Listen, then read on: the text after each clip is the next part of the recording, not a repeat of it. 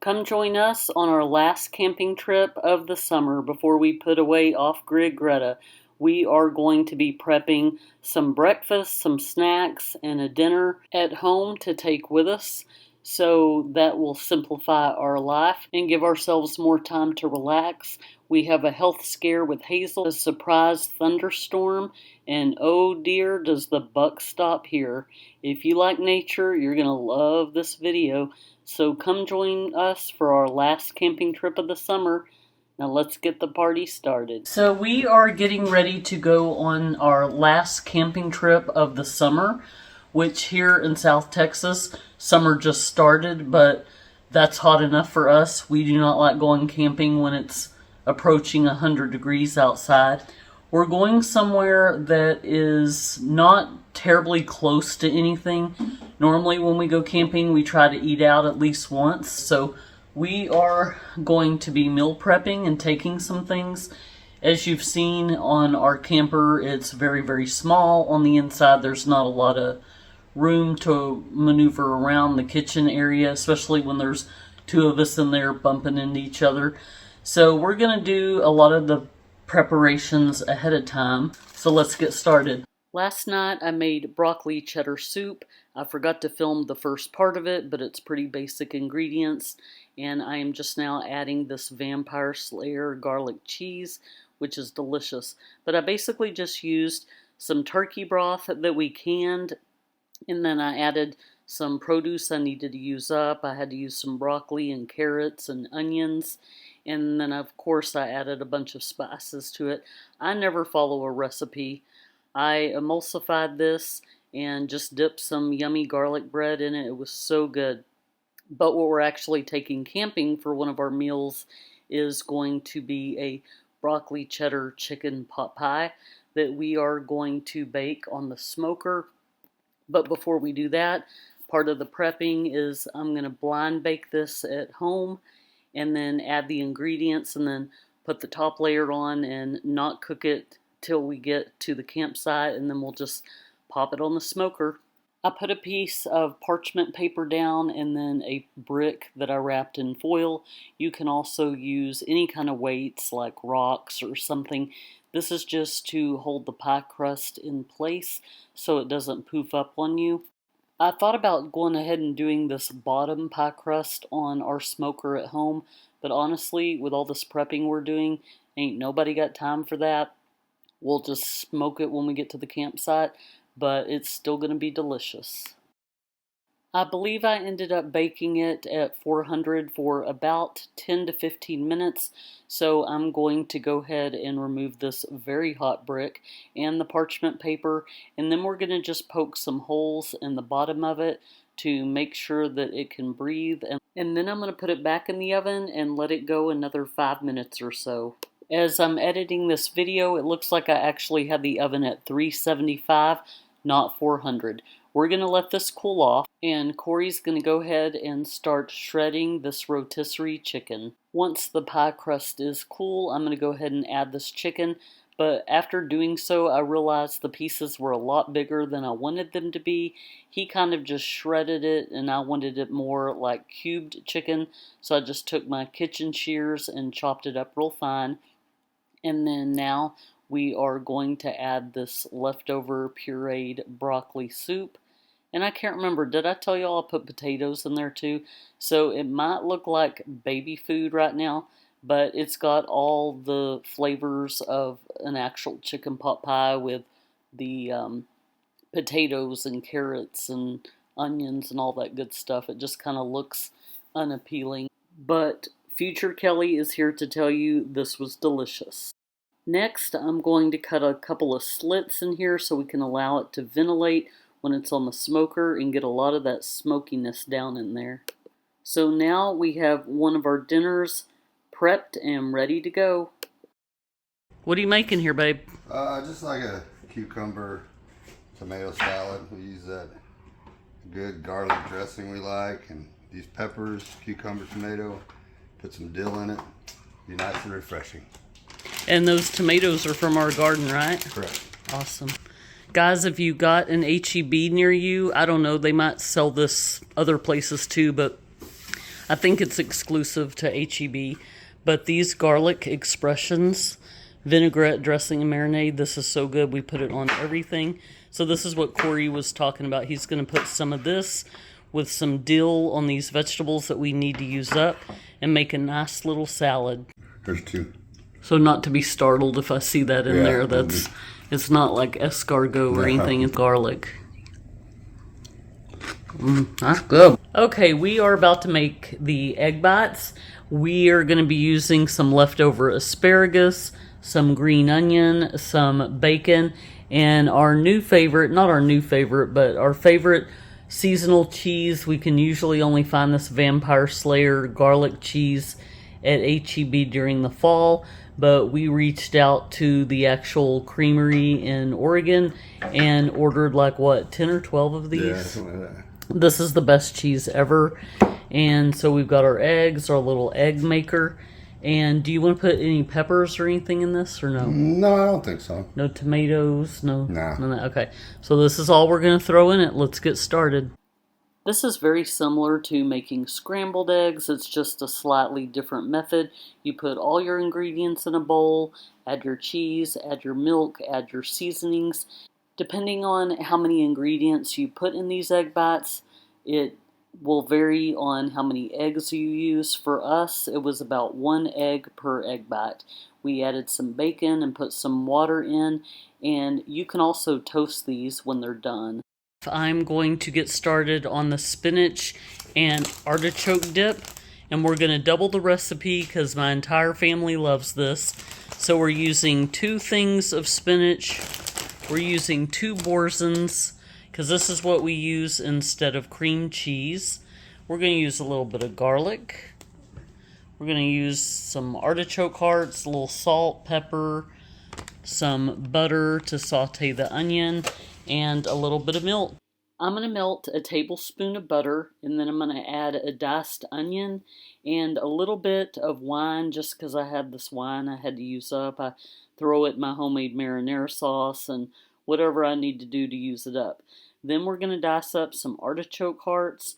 Corey is going to grate a little bit of Parmesan cheese, and then we're going to just add that to the sauteed onions and give it a good mix. Add a little bit of minced garlic, a little bit of pepper, and finally we're going to add the star of the show, 2 things of Boursin cheese. This is the garlic flavored one, and we're just going to mix it up, add a little bit of milk, go ahead and throw that Parmesan cheese in there and give it a good stir till it's all melted.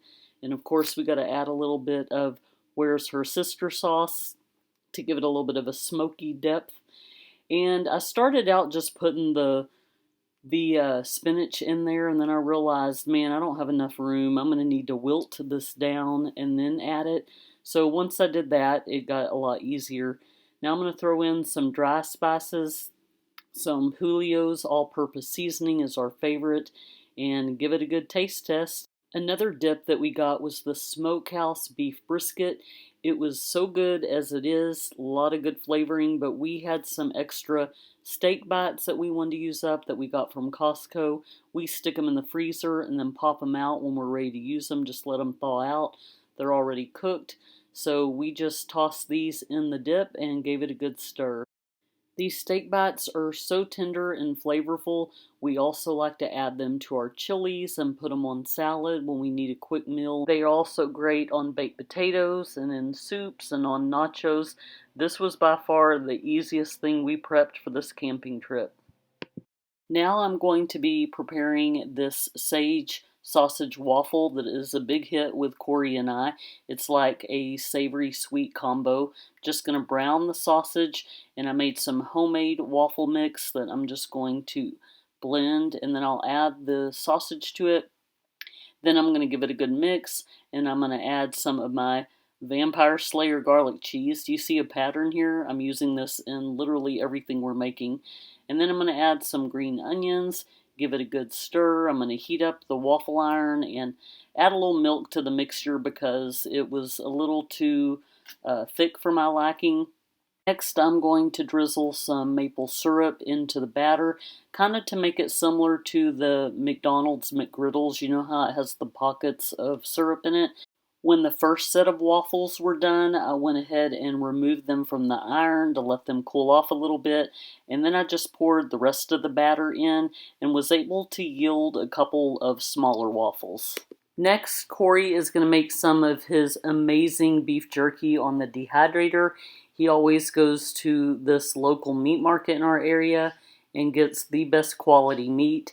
He is just mixing some soy sauce, some garlic, and some different spices. After trimming the fat and cutting the meat into little slices, he's going to go ahead and put it in a bag and put all the marinade in there and let it soak for about 24 hours.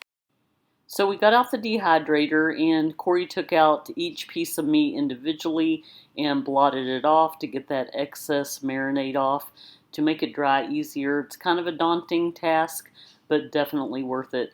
And then we just did the other 3 layers and loaded them up. He set the dehydrator at 160 for about 3.5 hours to start. We'll check on it soon.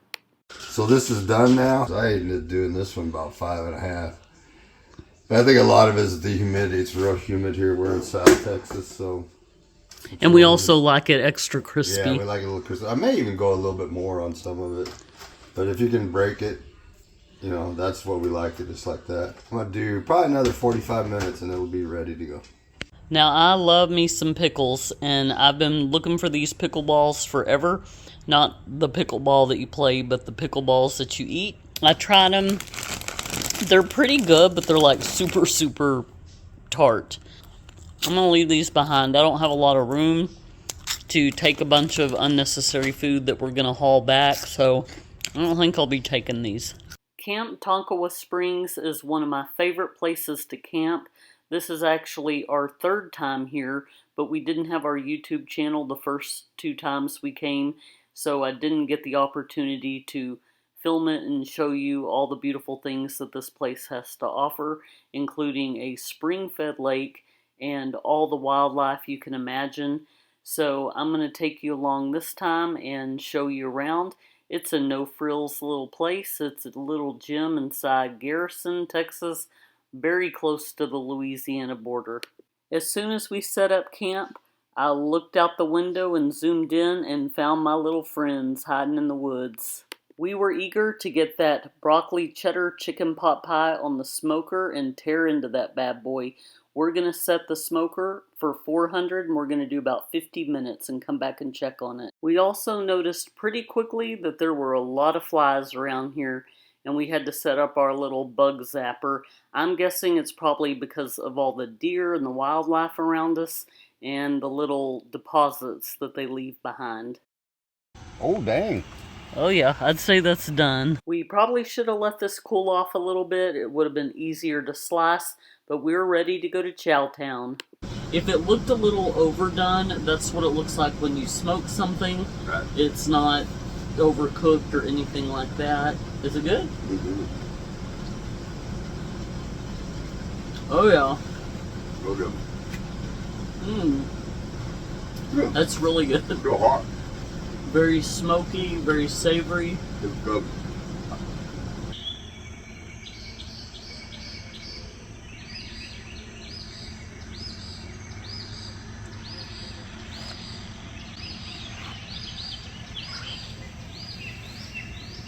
This little green building across from our campsite is the laundry facility as well as the bathhouse. It is off limits to the day use people. They have a porta potty down by the spring. That's why there's codes on the door. We forgot to get the code, but from what I hear in the reviews, the laundry facility and the bathhouse is very nice. And if you need a sody, they got a nice little soda machine there. They also have a little bucket here that I guess is to feed the deer. I'm not 100% sure. That dark green building over there is kind of a banquet hall. They have a fully stocked kitchen, and there are people that come have family reunions here every year, so I did not go in there. I believe they keep it locked when it's not in use. But we're going to walk down this little road, and I'm going to show you the spring. While we're walking, I thought I'd go ahead and give you some tips of the trip and some know before you go little tidbits of information here. There are lots of stickers all over the place, so please be aware of that when you're walking outside barefoot or with your dogs or children. And also know that dogs, or any pets for that matter, are not allowed down at the spring. So although you can bring them with you to go camping, you cannot bring them down to the spring. You're going to have to leave them in the camper. What's really cool about staying here is you can come down to the springs before they actually open to the public and feel like you have the whole place to yourself. It's so quiet and serene and peaceful. I just love it here. I came here every morning. Back in the 1940s through the 60s, the Boy Scouts would come here every summer to do their survival skill training and camp out. So it's got the clearest water. They empty the little swimming hole every year. I believe it's in the fall or something. And then they come back and add the water again right before the summer. So you can always be guaranteed this clear, cool, running water, and it is not stagnant at all. This is so beautiful. I often think of this as a miniature Barton Springs, if you've ever been there in Austin. It's like a smaller scale version, but just as cool in my opinion. And I'm going to be sure to try to remember to link in the description box below the video of the architect that is the one that drains this and then refills it every year. It's kind of a cool process to watch. And what I'm showing you right here is the spillway, and they had to put a sign up that said that people could not slide down it. There are times I honestly question whether or not we're going to make it as a civilization. The water from the springs is continuously flowing, so that helps keep the pond filtered. Now, I'm going to be super honest about one of the things I do not like about this place. There is a lot of sand, and that's fine for the day use area. It kind of gives you that whole beachy vibe. But also at the campsite, the sites are not on pavement. They are on sand, basically. Packed sand, but sand nonetheless. And I've got to say that we actually dragged in more sand off of our feet and shoes on this trip than we have going to the beach. The way this spring is set up is really cool. It's kind of zigzag, so it kind of looks like an infinity pond. It just goes on and on. But we're going to walk around it, and I'm going to show you where it ends. Here is another bridge that crosses the spring. And I know on one of the last visits we were here, there were rope swings. I didn't see them this time. That doesn't mean they're not there, or maybe they haven't put them up yet for the summer. But I don't recall seeing them this time. I love how there's that reflection on the water, especially when I'm watching the sunrise. It is a little bit eerie though, being the only one here by myself, especially walking to the end. It just kind of gives me dungeon vibes. It's cool, but it's kind of like gothic too. You got these staircases on both sides, and then there's a little door over here. I don't know if you can see it, but I guess that's where they store things to clean out the pond. I don't know. After that long walk, we enjoyed a nice leisurely breakfast, eating our sausage waffles. And be prepared to have some visitors while you dine outside. For a hot minute, I felt like Snow White out there, having all these wild animals coming up to me and eating out of my hands and listening to me sing off key. You gotta watch out for those bucks though. They are all about stealing the food. This guy is my spirit animal, but a lot of times these submissive does were just standing in the background. Last time we were here, there was a peacock running around, but I couldn't find him. All I could find is these jacked up looking birds that I don't ever see them fly, they only run. And they are everywhere. I was still full from breakfast, but Corey was ready to make a smoked grilled ham and cheese sandwich on sourdough bread on his portable smoker, which is his current favorite toy. What you got there, babe? A little folding table. You got that from Aldi. How much was it? 12 like bucks? $12. That'll work. Time to take my Sammy off. So, while Corey eats his sandwich, I wasn't really feeling a sandwich for lunch, so I'm just gonna snack on a couple of different dips that we have. Spinach and artichoke dip. This is really good, very versatile. You can put it on rice, you can put it on pasta, you can eat it by itself. We like to dip chips in it. Some of my cranberry turkey salad that I might just put on some crackers. What are you doing? I have some of this wonderful fireside s'mores dip. Guys, this is so good. You dip graham crackers in it. It's more of a, like if you've ever had cannoli and the little, is it mascarpone or what kind of cheese do they put in there? And I brought my Dubai chocolate, so I might make my little rendition of a s'more. Smokehouse beef brisket dip. I know it looks like I'm eating a lot, but I'm just not sure what I want. We're just kind of eating inside. The sky is turning very dark out there. It's about to rain. I forgot to mention the spinach and artichoke dip will thicken the next day. It's really, really good cold or hot, don't you think? Yeah. What do you prefer, hot or cold? Oh, I kind of like it cold. Yeah, I kind of like it better cold too. This turkey cranberry pecan salad is so good. It's like Thanksgiving on a cracker. Hazel wasn't feeling good at the beginning of our trip, but she's starting to perk up. We're trying to keep her hydrated, and she really seems to prefer licking an ice cube out of my hand over drinking out of her water dish.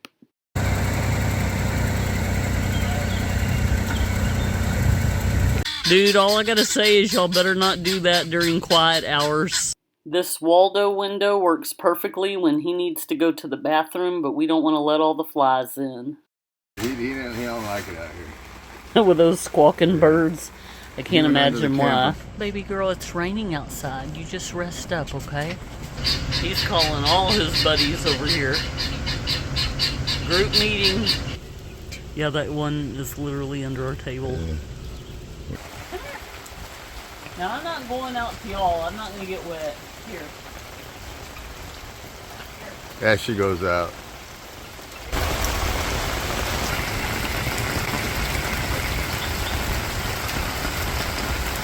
Hazel, I think you're their leader.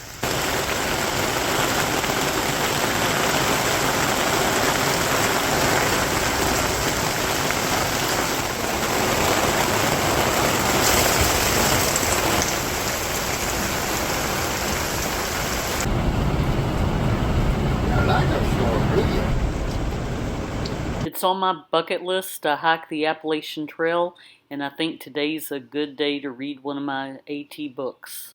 The sunset tonight after the rainstorm was kind of cool looking, but it was also very eerie and ominous.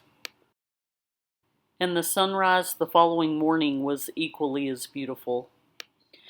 I decided to go for a walk this morning, and instead of doing our typical park tour where we go around and film in Corey's truck, I just decided to do a little walk and kind of show you the layout because it's pretty much all the same. Meaning, in my opinion, there's not one spot that's better than the others. There is an area towards the back of the park where the full-time residents live, and then off on the complete opposite side is kind of where they have large groups like family reunions and so forth. I'm just walking around the front entrance because we drove in pretty quickly when we got here. Just kind of going over the rules before you enter. That's more for the day use crowd, but they apply to the campers also. Me too, Waldo. Me too.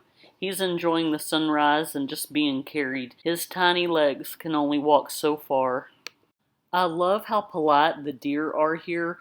They are not aggressive, trying to get up in your food when you're eating, but they will stand around and wait for you. Look at Olivia exploiting this deer for the perfect photo. He's just wanting to eat. What's your boy? This is the same man that said, do not bring one more animal into the house. Yeah, well, when does that ever happen? I never get in my way. I just end up getting stuck with him at night, sending him out in the potty in the middle of the night. But they love you.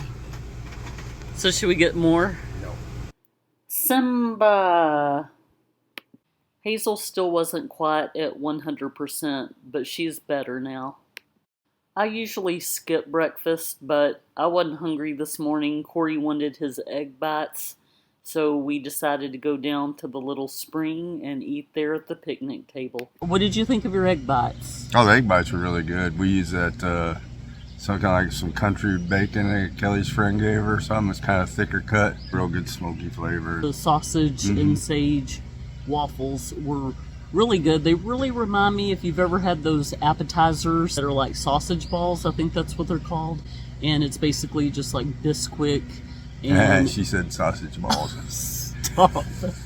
Now I'm the one trying to be normal and not be a Beavis and Butthead, and you're doing it. The only thing is, we tried that new apple pie butter, and that wasn't as good as Apple Barn because it had like cloves and stuff, so all those spices were kind of overpowering the taste of the waffle. So we probably will use that for something else. The waffle itself was really good. What are your thoughts on this place so far, babe? Well, I like it. I mean, if you come here expecting internet service and all the comforts of an RV resort, you're not going to get that. It's just a basic campground, full hookups, which is nice. There's only, I don't know, 20 spots maybe, if even that. They use this area for a day use thing. People come, pay, they go swim in the thing. I don't know if Kelly's told you or not, but they empty it every year during the winter. They clean it all that out. They redo some of the concrete walls and all that, and then they fill it back up for the spring and summer. The water is always fresh, every season, never stagnant. It's beautiful, clear. You can see all the tadpoles in there. We're not big summer campers, and we are in the middle of June, so this will be our last camping trip of the season. We're just not big fans of all the bugs. I've already been chased by either a horsefly or a wasp. I have no idea. I didn't stick around to find out, but he was very aggressive chasing me. I haven't ran in years, but I discovered this morning that I know how to run. It was such a Forrest Gump moment. If you've seen the movie where the braces come off and he just starts running and they're going, "Run, Forrest, run." That's exactly what this is like. Or like Corey said, Chariots of Fire. Yeah. Dun, dun, dun, dun, dun. No, I was going way faster than that. We had a little bit of a scare when we got here. We thought Hazel was overheated, even though we drove straight through after we hooked up our camper at our storage unit and drove straight here. It was about a 3-hour drive, and yeah, it was kind of hot, but we had the air conditioner going, and you know, she was in her little cocoon bed. But she was panting and very lethargic, like maybe she was having a heat stroke or something. We kept trying to give her water.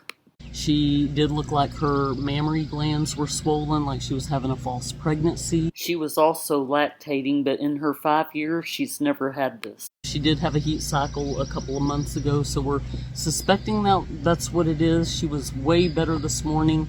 We took her temperature, it was normal. After a good night's sleep, she is doing a lot better this morning. We were left with trying to figure out if we wanted to stay here or pack back up and do the drive home and get her into the vet. The thing with that, though, is, you know, if that car ride kind of got to her, we don't want to turn around and put her through that again. So we're just going to kind of let her rest today in the camper and then get her into the vet tomorrow. Before I forget, I don't know if I mentioned it, but there is no Wi-Fi out here either. I know we sound like a couple of city slickers. Normally we don't care. When we go camping, we are fine with disconnecting from the internet and social media, but when you have a little puppy that's your world and she's sick and you don't know what's going on, it's nice to be able to look things up online and be able to call your vet.